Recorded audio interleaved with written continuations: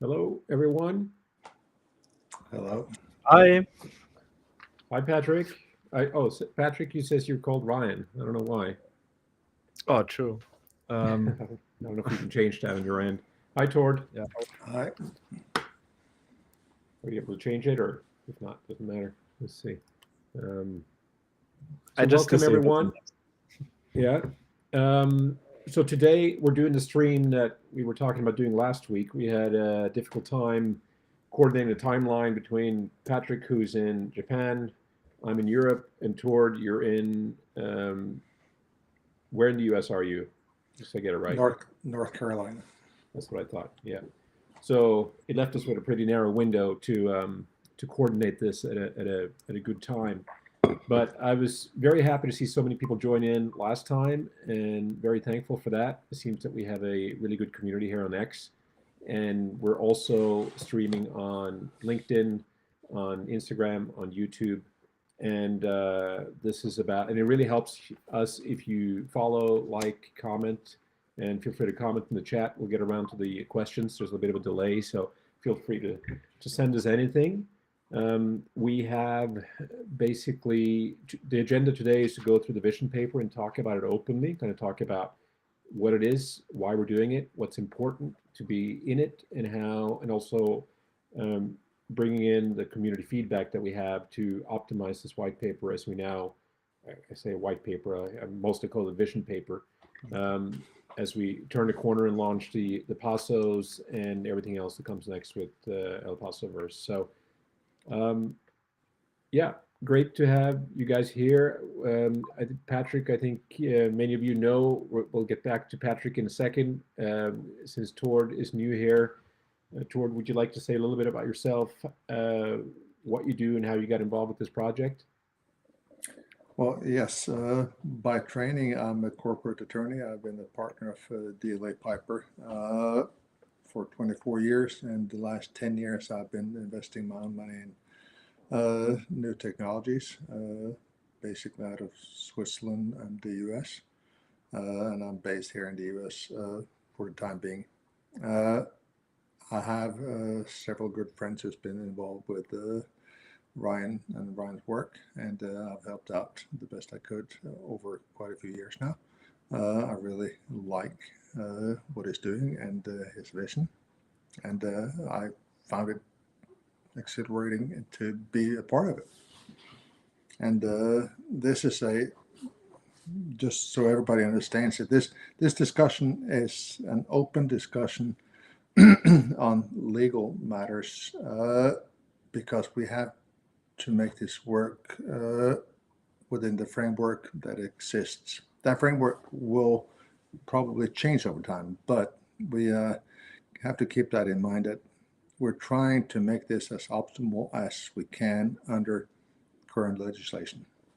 So anything we discuss here uh, will be read, thought about, and implemented within the framework of the law. That's our job. Very good. And Patrick, would you like to say hello and tell everyone why you're here and your role sure. in this? Yeah. I think many here know me already, but I'm the founder of another crypto company also on Cardano called NMaker, and we do tokenization and minting, and we did a lot of NFTs as well, of course, in the past as well. Now still, but the NFT market I think is in a little bit of a low at the moment. And yeah, and I've always been interested in projects that are just trying to do something real and trying to do something that's there and long lasting, and also changes the narrative a little bit. And I met Ryan. I don't even know when I met Ryan, a few years ago at this point, and then decided to join and support. And yeah, that's how I'm here. Great. Yeah, no, Well, if I can add one thing, Ryan, while we're on, my interest in the crypto market has been enhanced after I purchased the inventory from a ruby and sapphire mine in Greenland, and so we're now operating company called The Mint, where we has made real rubies and sapphires into investable objects for everybody in the world. So you can, that was the marketing part. You can reach us at the-mint.com. Very good. No, you come with a special understanding of the international law, and that it really applies to this in a very varied background that's very helpful to El Paso Verse. So we're happy to have you with us, and we enjoy working together. So for those that are just joining us, we're now going to discuss the vision paper a bit openly. A couple of weeks ago, El Paso Verse released a vision paper that talks, it's basically a roadmap on how this community is going to become a real live version of basically similar to Westworld without the robots and without the evil corporation. And I emphasize not having the evil corporation because that's a fictional story, obviously Westworld, but that's where also Jurassic Park essentially went wrong. And for this thing that we're building here to thrive and be everything it needs to be, we believe it needs to be in the hands of the community. We believe that it needs to be community run and controlled. And if you bring in too many commercial forces and singular investors or entities running this, it could take a different turn. And we don't plan to build a theme park here. We plan to build a thriving community that has its own economy and its own purpose that goes for a long time. So the vision paper is setting out to give the power to the community to take this, to create this and complete this vision. That's kind of how we looked at it. And when Tord and Patrick kind of suggested we go the route of a DAO, it fit perfectly with the objectives of what I wanted. So should we touch briefly on why it is a DAO? Or, I mean, I said it, maybe you can add something to this. Yeah, maybe I can start with that. I think that, you know, a DAO, for everyone who doesn't know, first of all, it stands for Decentralized Autonomous Organization, and it's basically like the end form, I would say, of governance for decentralized projects, because you know, what happens a lot in crypto is that there's a decentralized project, but then in the end, you know, the one who's actually making decisions about the project is still like some entity, some development company, or some person. And realistically, you know, one of the things that Satoshi, the founder of Bitcoin, did, which was probably the best thing he has done, was that he disappeared, right? So he built Bitcoin and then he just disappeared. And because of that, he's not this king over Bitcoin who is the only one who can actually make decisions happen and everyone is listening to him or so. But instead, the community has to, you know, find their own way to do that. And that is also leading to a lot of issues, actually, because Bitcoin, you know, is very stale and there's no governance for Bitcoin, and there's no way that you can actually do a vote, or you can say, okay, we, the Bitcoin holders, decide about this outcome, right? So there's no governance, and because of that, Bitcoin arguably is not changing a lot, which, you know, on the one hand is very good, because that's why it's so successful as well. You know, it's not going to change and you know it's secure. But on the other side, it cannot keep up, and it cannot change, and it cannot adapt, and it cannot have a treasury and pay people and so on. So a DAO is basically, you know, the solution to that, because a DAO is basically a decentralized governance mechanism that you can put on your project, and you can say, okay, we have a smart contract here, and people can vote in the smart contract. It's completely decentralized. You don't have to go to a central authority who counts the votes or something like that. It's all public and permissionless on the blockchain. And based on these votes, you can actually make decisions like you would do in a company, just with, or in a democracy, I would say, just in a in an on-chain way. And and maybe last point, what I also think, just a random side note, what I think is really cool actually is what Satoshi did by walking away and by basically saying, okay, you know, I'm going to leave it to the community, is very similar to what George Washington did actually back in the day, because he also said the same thing. He was like, he had the chance to become a king and the ruler of the US if he wanted to. And then instead of doing that, he just said, okay, I'm going to end it after my 2 terms and I'm going to walk away and give it to other people. And I think that's really powerful. I just drew that what do you call it, like comparison just now, because I realized, okay, here Wild West and all this stuff, so it's kind of similar.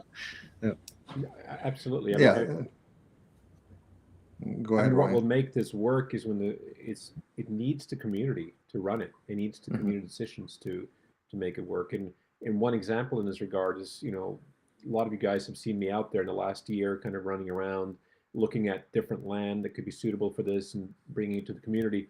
I only see that kind of as an option. And ideally, once this vision paper now takes hold, and we have a brand new website launching in the next couple of weeks, which should be a great tool in navigating all this. But there will be proposals of different land that might fit the criteria of the DAO. So I'm just proposing the first one that I believe is the right fit. And I would like to see others come and say, hey, why don't we look at this land in Oregon, or this place in another part of the world, or Costa Rica, or, you know, so I think that will make it really interesting, because, you know, the three of us or the few of us can only cover so much. But if the community has the power to really make these choices, I think it's going to get very interesting. And that's on the land side, and that will apply on every level, down to how do we build, once we do choose to land, how do we build a town? What is the city layout? What is the, you know, there's all these decisions to make. And you all know that I'm very focused on the end game of making the final vision come together. But something we're going to touch on today is the interim phase. How do we get from here to, say, 3, 4 years, 5 years ahead, when we're building and constructing? We need to talk about that too, and that's part of the feedback. But you want to say a little more about the DAO rationale, Tord, before we move on? Yeah, What's your idea? the DAO rationale is democracy. It's not.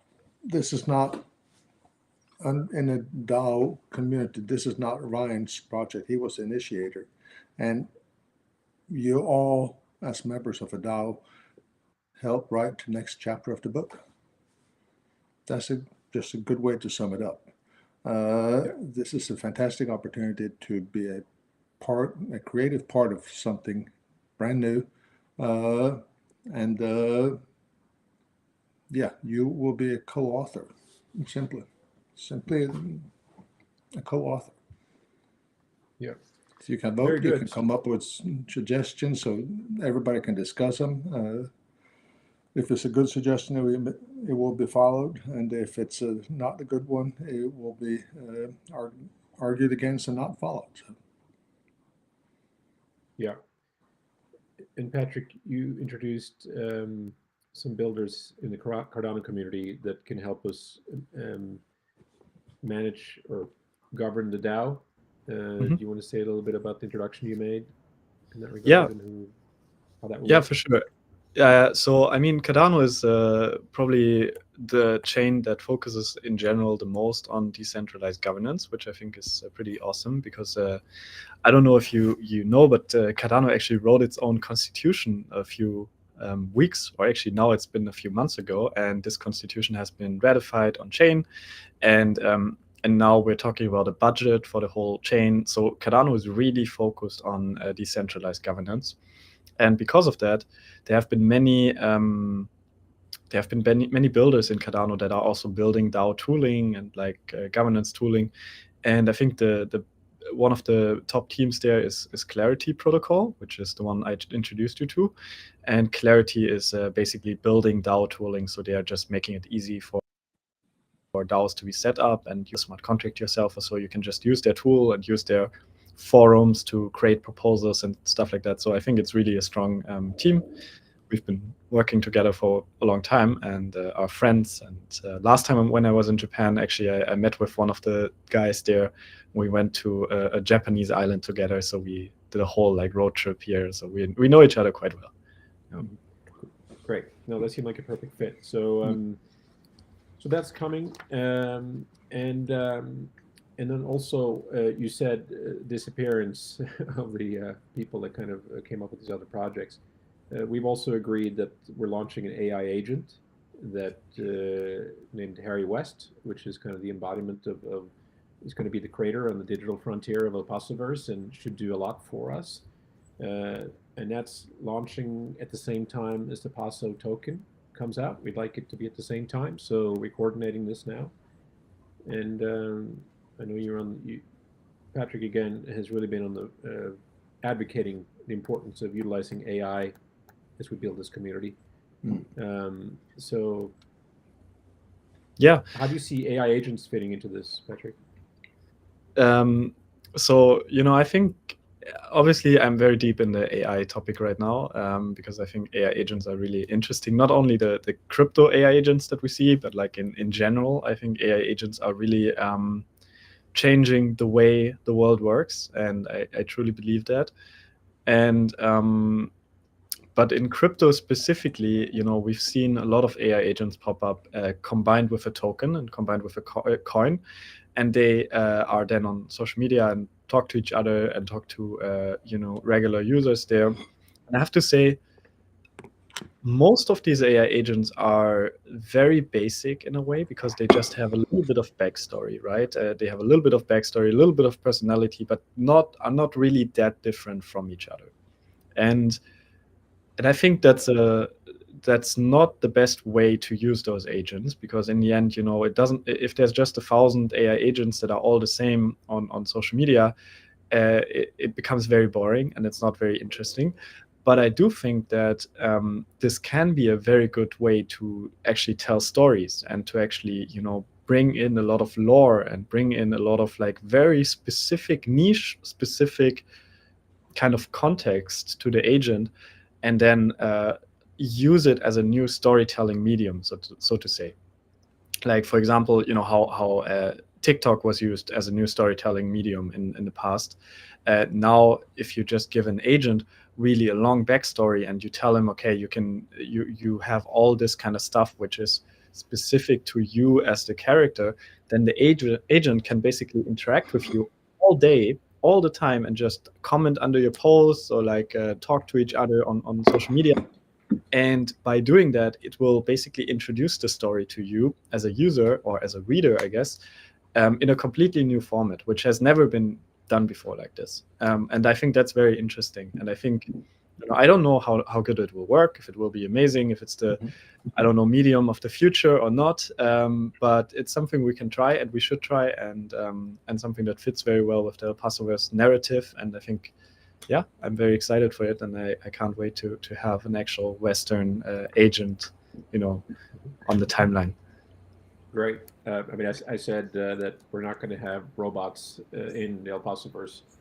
I guess this guy is going to be completely confined to the digital frontier, because he'll not be able to cross over. There's no way, because there's not going to be any cell phones or technology at all once you step in El Paso Verse. You're going to be stripped of all that. That's kind of the mind-boggling part of this once we get there. So yeah. I'm not too concerned about him infiltrating. He can maybe do some damage on the outside, but or hopefully good, So for those that are just joining us, we have a lot of people here, which is great. Feel free to send questions. Feel free to comment and help us reach new ground, because we're going to need to really bring the community around this project. I'm going to share here briefly the vision paper that we, hold on a second. I'm going to share a screen. Share window.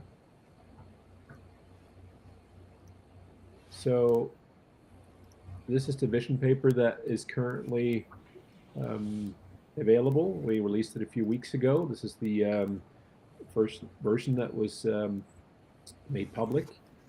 And it was actually compiled by Harry West, by the AI agent. We use AI in this process, and because there's a lot of information about the project that is being compiled, and there's going to be different documents, and we need to develop the lore of the project. There's a lot of things that'll be coming with the website, but for now, this vision paper goes into a couple different topics. It talks about the this is actually the previous version. It should say Paso here, not Pasos. But it talks about the Paso. It talks about the cinematic marketing phase and how we're going to be marketing El Paso Verse to the general public. We're doing that through major motion pictures over a 4 to 5 year period. And it talks about how we plan to tokenize the land, how we plan to acquire the land that we'll be building a Paso Verse on. And it has a roadmap for the whole project in that regard. And it has some questions, some legal sections about risk mitigation and certain definitions. It's a pretty basic document. It's about 30 pages long, and it tries to give an overview and full roadmap to how to scale this project to the whole vision. That's really the purpose of it. I encourage anyone to take a look at it, read it, pick it apart, and give us comments. We're going to be doing a new version of this now before the Paso comes out. And we have gotten some really good feedback in the community. Let me see if I can go back here and take down this. How do I quit the share? Patrick, do you know stop sharing? We'll see. Okay, there. And then we have, 1 second, bear with us. Okay, so this is an example of a feedback that we got on Discord. We have a Discord server for those that are just joining us. This is where we do a overtime section in Discord where we talk openly with the community about more specifics. We're going to jump on there for a moment after this call. Hopefully, Patrick, will you be able to join us for that, depending on how long we go, probably? And Yeah, of course. Yeah. So this is a summary of the feedback that came in from one of our community members because it was pretty long. It was about 7 pages long, and we have some comments to this that pertains to the legal side. We're bound by certain limitations of legal. Tord, you can share more about that, but here is your legal response to this, and then I think we can talk about how we find the best solutions to it. Well, I can say I can say a few words in general. First, we have a rule, Howitt rule, that we need to follow, and if we're not following that, we're regarded as a financial instrument, and we are then covered by a lot of legislation, which will make this very, very difficult to do. So we need to create an environment where the Paso is an internal token for the project. It is not going to be something that you can invest in and expect to make money off of. You can get a lot of benefits internally, but it's not an investment token, which is a very clear legal requirement. We can go back and look at my quick input in yellow. To sum it all up, all the proposals that's come in, at least most of it, can be done within the legal ramifications. We must navigate carefully so that we don't step outside the borders. But I think we really have a good chance of making this paper create a community and a token that will be perfect for our use. So the first proposal here, you can read it. The Paso is positioned as a loyalty token, but lacks real-world value or financial incentives. Strong early-stage utility is needed to encourage adoption before year 3 to 5. Builders and service providers need real-world incentives to accept the Paso, which really makes sense. It's hard to get people to come in and wait 5 years for the benefits to come. So my legal response is that it's absolutely possible to do as long as these enhancements focus on loyalty and uses within the defined ecosystem. We can do this without and still meet the Howitt test criteria. So I think this is doable. We just have to do it with care. Point number 2, land ownership and Paso fairness issues. The Paso funds land development, but does not grant land ownership, which is correct. Land ownership requires separate RWA token purchases, creating an imbalance. Suggested solutions: governance rights, land purchase discounts, and priority access to Paso holders. We have split some of these activities because of the Howie rule. So some of these benefits will be dealt with outside this universe. But the Paso token will give governance rights, land purchase discounts as possible, and priority access for Paso holders to many benefits within the community. So I think it's possible to do this during the initial and medium phase, and obviously also during when we have built the community and the physical community. I would like to comment here is that the future RWA transaction is basically to acquire the land. This is where we obtain the land to build the Paso Verse on. This is a sizable amount of land. We're talking about 90,000 acres, something like that, if we go for the full scale of the vision here. We could try to buy that land, and the land I was looking at last year that I presented to the community a few months ago was a land that was for sale. That land ended up selling to the Texas land office, which the agent that was representing the land came back to me and said, I just saved you guys $180 million. He said, because you don't no longer have to buy it, you could potentially just lease it and rent it from the Texas land office, which they're usually very favorable to if you have some kind of economic activity in this area. So that's an interesting way to go. We could lease the land. My comeback would be, as long as we can get a long enough lease. We need a 50-year lease or a 99-year lease, or at least a renewable one that gives us the scope of the project that we really want.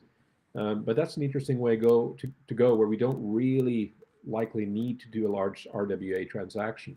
But either way, this document is set up such that we're treating this acquisition of the land as a separate transaction to the Pasos and the VisionPaper. It's going to be a separate transaction. It's the cleanest and best way to do it because we don't know those terms yet. And also it meets the legal criteria of separations that Tord is outlining here, which is one of the reasons that we're really separating it. However, we want the early adopters, the people that hold Pasos, to have a big role in shaping how the land gets developed and make sure they have first rights, make sure they have everything that we can give them, and that's fair and correct is what this paper needs to address. Does that make sense, Patrick and Tord? Yeah, I think you explained it perfectly. Yeah. Okay. So then point 3 makes perfect sense. We need to strengthen the Paso economic model, and the main thing that we need to focus on is that the Paso should not be something that you expect to increase in value by just putting it in the bank and sitting on it. The value here is increased by participation. So the more you participate, the more active you're in the community, the more value you have for yourself. This is not a passive investment. This is a community for people who want to participate and be part of it and active. Okay. Also, there's another point. Let's see, strengthening. So another separation here is that we obviously have a lot of NFT activity and collectibles and unique collectibles that will be driving the interest, driving the access that will be highly exclusive in the years leading up to this final mission of the land. We have a lot more information on that we have not included in the vision paper because it's going to be conducted by third-party companies that are building on the Paso, that are building on the Paso Verse ecosystem. And one of those, we have a few of those companies already because we are involved in those companies. We have a Spanish company and a US company that are committed to building on the Paso and delivering exclusive collectibles and that will be used for this. Why is that separated toward, and why did we have to not include it? Why are we not including it here? Well, it's just, again, it's the Howie rule. Selling the NFTs and the NFTs themselves have potential of increasing in value without the investors' direct participation, which is not compatible with the Howie rule. So that's why we've needed to set it outside the community as such. But obviously, it's going to benefit the community anyhow. I think the good thing that comes out of that, and as we were working through this, is that it kind of opened up the door for others to do the same. Just like these third-party company is committed to making movies and doing these collectibles. This vision is big enough for others to come in and do the same. So it's not that our private company is going to come in and suck up all the resources and energy to do only our movies and our visions. I'd like to see multiple companies and other filmmakers and producers, and not just filmmakers, but also creators come in here and utilize the Pasos that's set aside for stimulating growth and building the community. I think that's a really cool model that we're setting up a template here that many can participate and benefit from. I kind of picture the private companies we're talking about, which that they utilize a percentage or portion of it. So that's kind of all we have capacity for as well. So just a side comment on that.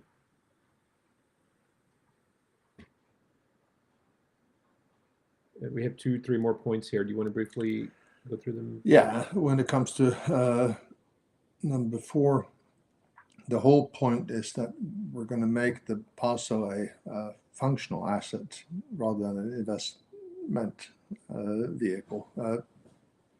And what do we mean by a functional asset? I basically summed that up in the last point. It will give you access to benefits. It will give you access to participate. And it's not the same as a dollar bill, which has an investment value only. So again, it's a functionality issue, not an investment issue.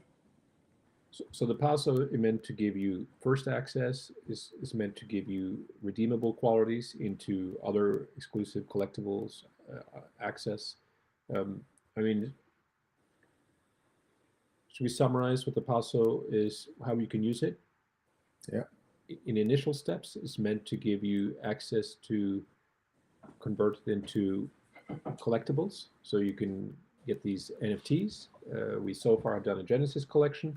We're doing now the motion print collection. The motion prints are the movies, basically exclusive physical film frames for the movies. And the ultimate collectible might be the director's cut, the original physical film print of the movie, which are represented as NFTs. So you'll be able to use Pasos to redeem those, and you need Pasos to redeem those. And we believe that this will drive marketing hand in hand with rising collectible desirability or desirable collectibles leading up to the opening of El Paso Verse. And when El Paso Verse opens as a Westworld-like destination, that's when the Paso will be the means of trade. That's what you need to do anything, to get a train ticket, to be able to get supplies and lumber, to stay at a hotel, everything. So it's the means of economic trade. Is that the right word? Or the means of, it's basically what you need to experience the Paso Verse. So Yeah, like in the US, you only, if you want to go to a store, you need to have a dollar bill. It doesn't help to have Chinese currency with you. It's not going to help you. If you're in our Western town, you have to have a Paso.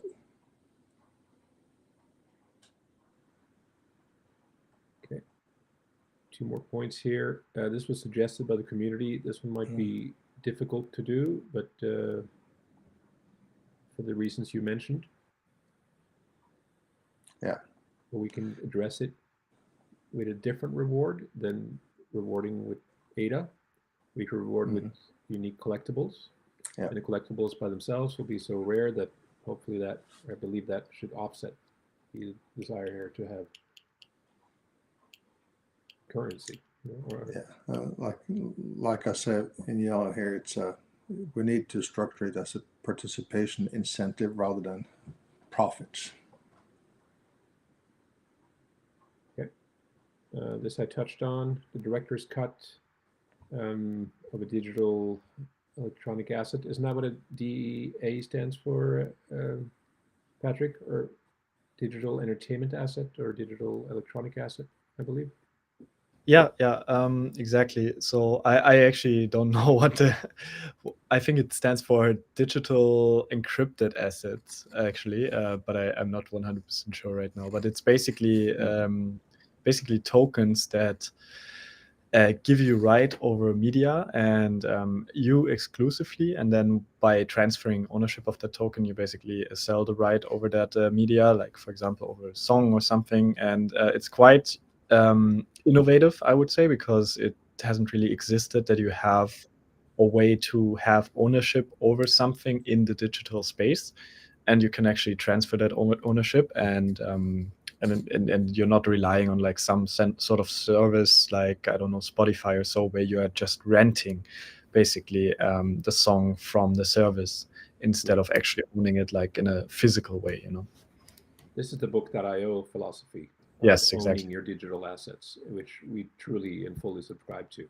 And so we're all for that. We're adopting the same philosophy, and which means we circumvent the need for distributors of traditional streamers that license the content. Ultimately, some of our films, or the films, are intended to end up in mainstream media and mainstream streaming platforms, and that will happen downstream. But initially, all exclusive distribution and exclusive premieres and viewings are for the community first, and that's what the Pasos give you access to.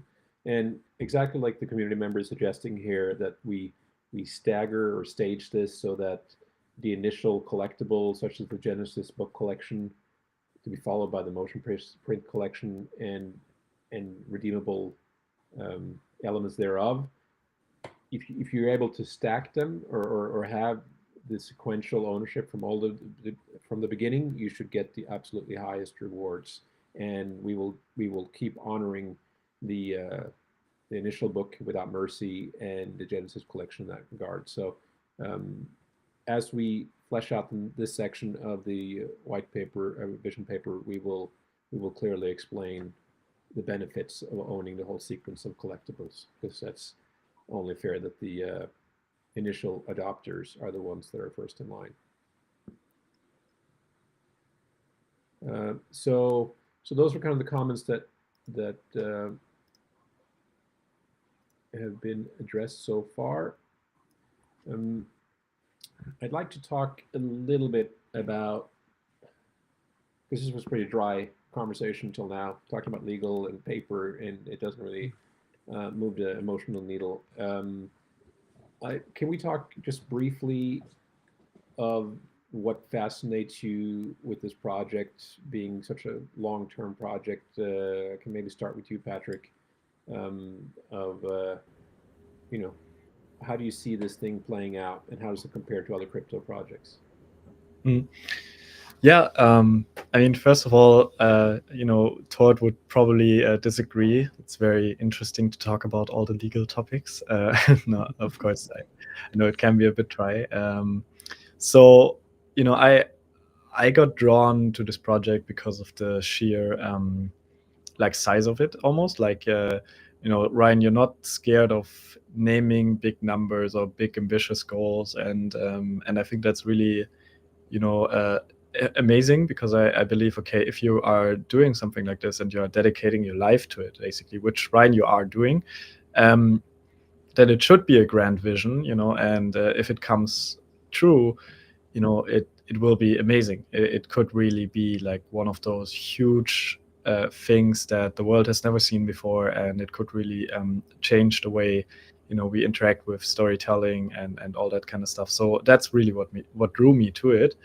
And I also like that at this point, it's very pragmatic, because it's like very ground up, right? It's very tricky to build this whole vision. It's super complicated. It will take many years, will be super expensive. But if you start pragmatically and like from the ground up, and you build a community that supports it, and you keep growing and growing, and then at some point, you can actually reach those goals. That's really what I like to see. So yeah, that's it. Tord, you want to say something about this? Should I go first? Absolutely.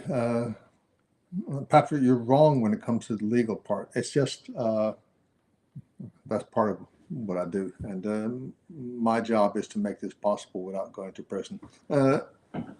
We need to do it legally, but that's not my vision. My vision is actually putting on my cowboy hat that I have in my cupboard here, and riding into this town and spending a week there with my family, living a totally different life than we experience in our everyday life. And seeing that as a possibility now is, inspiration enough for me. So I think the numbers are big. It's you need certain scale to do this, but in the context of the cost of the project, just talk a little bit about that, because it's going to be about the same as the cost of one major motion picture in Hollywood. $300 million or something to that tune is usually spent on one major entertainment product. Yeah. Here we could create a place that is unlike anything else on the planet, that could live for 100 years. I mean, I think this could be something that really outlives technology and becomes the antithesis of everything else on the planet, that is so different and so unique that anyone that goes there, they will talk about it everywhere. I mean, the word of mouth on this is going to be incredible. And I believe the waiting list is going to be from here to forever once this thing opens. And we can only have so much capacity. I mean, this place can probably hold 20,000 people at maximum, with the land size we're talking about, with 2-3 towns.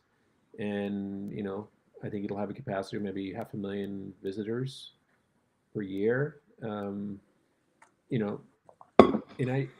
it sounds big, it sounds, out there, but the fact that we could, the fact that this land that we were looking at, which is a real good candidate, is something we could lease and rent for a relatively low amount of money. And if our community now just gets into building mode, and word gets out, and this gets to 10,000, 20,000 people or something like that, and the Paso takes hold, then this can all be realized through the Paso, because we have big reserves of Paso set aside, that is meant to stimulate the growth and building of these towns, and that would build a railroad, that would build the infrastructure that we need to open this.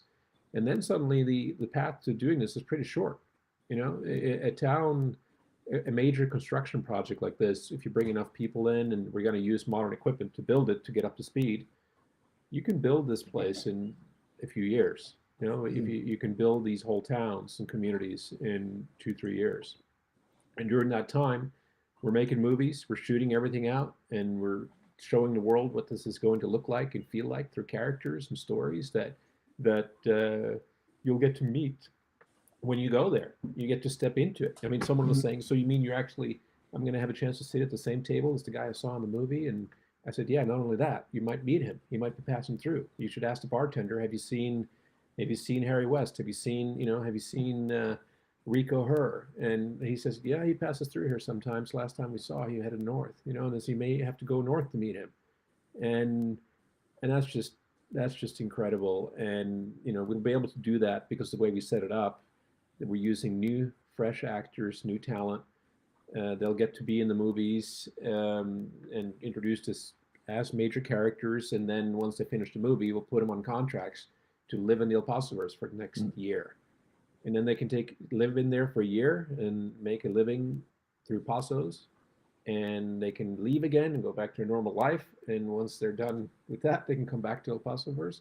So it's going to be a utopia of extraordinary storytelling and experiences, and it's going to be unlike anything else on the planet.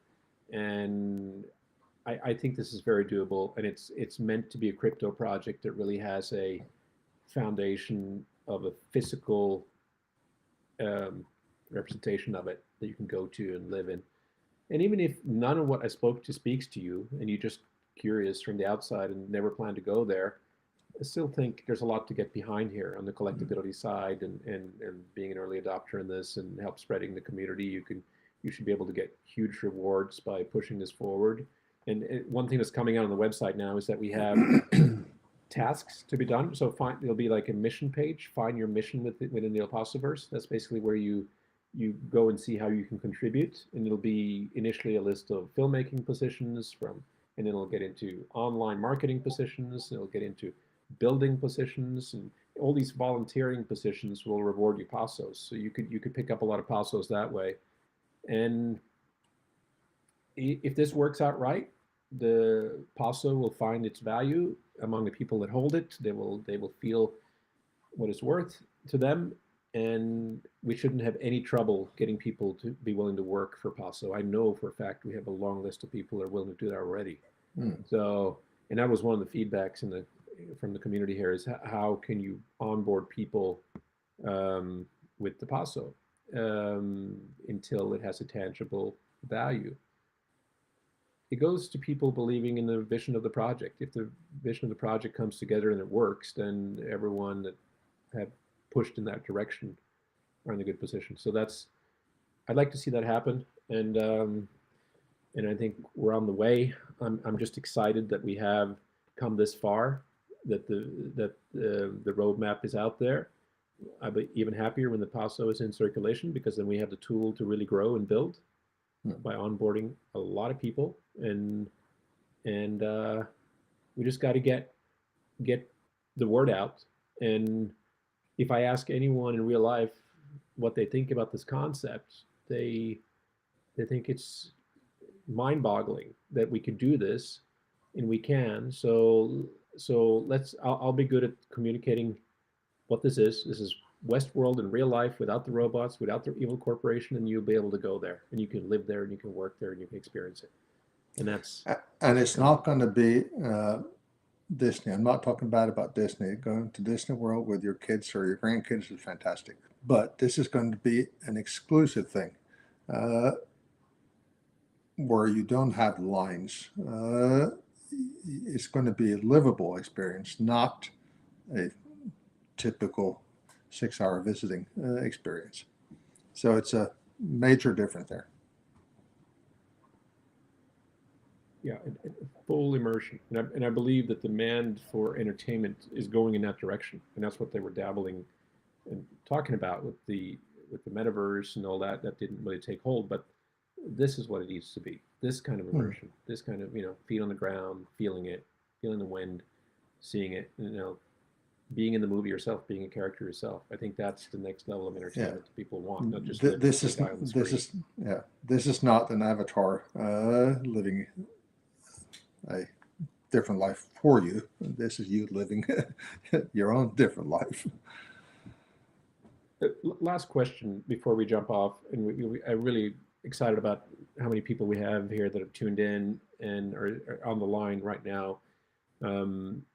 So if you're watching this, help us push the story, the word, get it out there, because that brings the power to the community, so we can do this the way it's intended.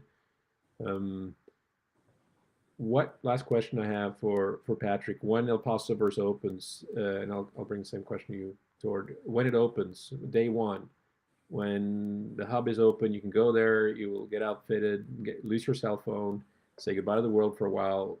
What will you do? What would you like to do? Oh my gosh. I mean, I think I would start my day very simple, and I just want to go into like a saloon and basically just sit there and drink and see like maybe a saloon fight or something like that. I think that's, yeah, I always liked that. I don't know why, but I always liked that. In Germany we grew up reading Lucky Luke. I don't know if it's even a thing in the US or even a thing in Norway. Oh, Lucky Luke's a big thing in Norway. Oh, Read okay. every single Okay. one. Read it all. Faster Yeah. than this. Draws Yeah. faster than his own shadow. Yeah. Nice. Yeah, I think I read all of them as well, Yeah. actually. At this point, so, yeah.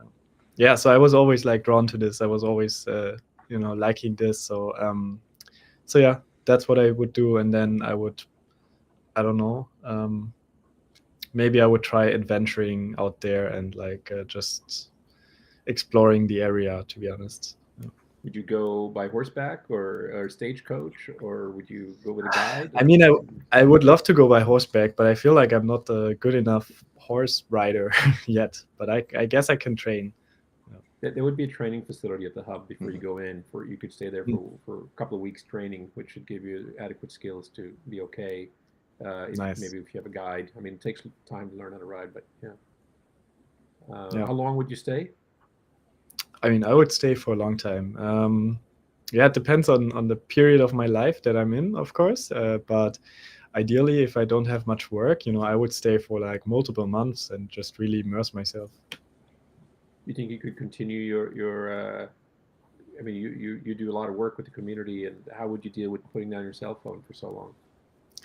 That will be the tricky part. That's why I said like depends on my life, because right now today, I have to do so much work for Endmaker and all my normal businesses. But hopefully at that point, I'll be able to just turn it off for a while. So we'll see.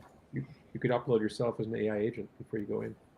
And Maybe tell people. maybe we'll see if we get there in time. I don't know. Yeah. Okay, Tord. Well, I'm the oldest guy in the group, and I grew up with Gunsmoke, Matt Dillon, and his crew. So definitely, I share your vision of riding in, going and have a good whiskey in the bar, but also sitting at the camp with a fire, cooking my own food. Out in the desert, absolutely a thing I would like to do. Would you plan to build something and have a house, or would you do any work, or just traveling through to experience it? Well, I think if I promised my wife not to bring my cell phone, she would want me to move there. So I'll have that incentive. No, I would probably spend few weeks there per year. Yeah. I have too many obligations outside that needs to be handled. We're going to need.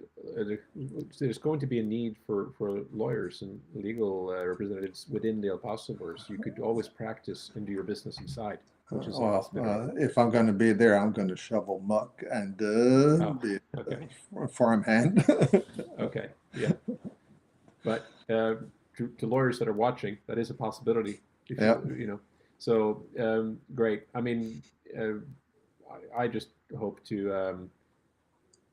I would like to step onto the steam train and watch it, and get out in the town and see it full of life, and see, the printing press running and the boy running around saying extra, extra, and then someone saying, Mr. Johnson, there's a phone call for you, and I'd like to, and I'd like to see it full of life. I'd like to see theater performers sitting outside having a smoke before the next show at the local theater, and that you have an incredible choice of being able to go anywhere, to walk through old parts of it and smell the food.